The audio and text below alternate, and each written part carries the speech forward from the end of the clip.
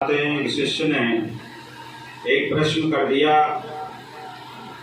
कि मैं खूब बैठता हूँ, ध्यान करता हूँ, पर मुझे ईश्वर दिखाई नहीं देता, ईश्वर नहीं मिलता है। मुझे कोई ऐसा मंत्र दो जिससे ईश्वर मुझे मिल जाए, मैं बात कर सकूं।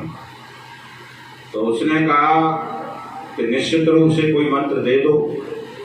तो आचार्य जी ने कहा कि भाई मिल जाएगा, तू अपने गांव जा रहा है, घर जा रहा है, तेरा कार्यक्रम है कि हाँ, कल तुझे निश्चित ही भगवान दर्शन देंगे, ध्यान रखना।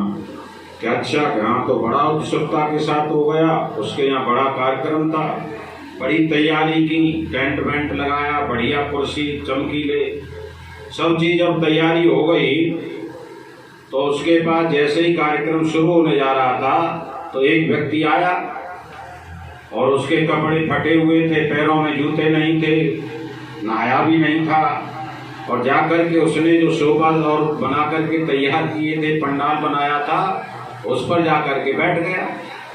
अब वो जो आया, जो ये कह रहा था कि भाई मुझे भगवान जी के दर्शन करा दो गुरुजी, वो आया तो उसे पकड़ के उसमें 2-3 थप्पड़ दिए और दे करके थप्पड़ लात घूसा दे के भगा दिया कि साले तूने मेरा सब प्रोग्राम बंदा कर दिया, कपड़े गंदे कर दिए और मेरा प्रोग्राम बना दिया, बिगाड़ दिया, इसमें तो बहुत VIP लोग आएंगे। उसे भगा दिया। कार्यक्रम हुआ, बहुत अच्छा कार्यक्रम चला, समापन हो गया। दूसरे तीसरे दिन समापन करके जब गुरुजी के पास गया तो बोला कि गुरुजी आपने ये कहा था कि भगवान जी मिलेंगे, दर्शन देंगे, पर वहां तो कोई मिला नहीं। तो कोई नहीं मिला कि नहीं मिला, गुरुजी को पता था, क्योंकि गुरुजी भी तो उसमें गए थे। तो गुरुजी ने कहा कि भाई भगवान जी तो आए थे, परंतु तूने लात घूंसा मार के उसे भगा दिया। तो उसे बताया डिटेल में, तो बड़ा पश्चाताप हुआ। तो मेरा भाव आप समझ रहे होंगे, तो यानी जो गरीबों की मदद करता है, हर इंसान जो है अपने से छोटा बड़ा मान करके तो चलते हैं, परंतु जो गरीबों को महत्व देता है वही तो भगवान होते हैं।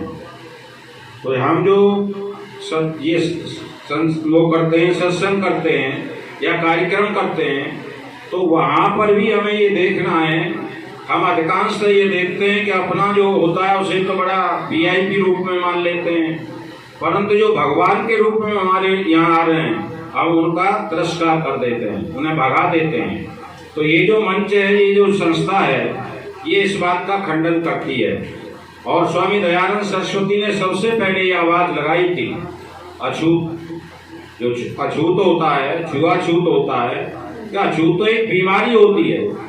जो इंसान है, मानव है, हमारा ये सिद्धांत, हमारा ये मंच और वैदिक धर्म ये कहता है मनोर्भव, अर्थात तू मनुष्य बन। या हिंदू, मुसलमान, सिख, ईसाई, जैनी, पारसी, मुसलमान, हिंदू आदि की कोई व्यवस्था नहीं है। परमात्मा सबको मनुष्य उत्पन्न करता है, और जब मनुष्य उत्पन्न करता है तो उसमें जाति कहाँ से आ गई? हमारा सिद्धांत कहता है जन्मना जायते शूद्र संस्कार उचित वेद पाठी भवेद विप्र, अर्थात जो जन्म लेता है सभी शूद्र पैदा होते हैं, परंतु जैसे जैसे संस्कार करता चला जाता है, संस्कार उसमें पलते हैं, वैसा ही वो महान बनता चला जाता है। इतिहास इस बात का साक्षी है। आप कहीं जाएं, डॉक्टर अम्बेडकर को देखें, बहन मायावती को आप देखें, कहाँ से और कहाँ पहुंच गए, ये संस्कार के द्वारा तो पहुंचे। उनमें संस्कार इतने प्रबल हुए, वो आगे बढ़ गए। और आप जो है रावण को लें, आज रावण कोई नाम रखना नहीं चाहता है, जब वो पुलस्त ऋषि का नाती था और चारों वेदों को पढ़ने वाला था, सोने की लंका अर्थात कुबेर जैसा भाई था, सारी चीजें उसके पास थी।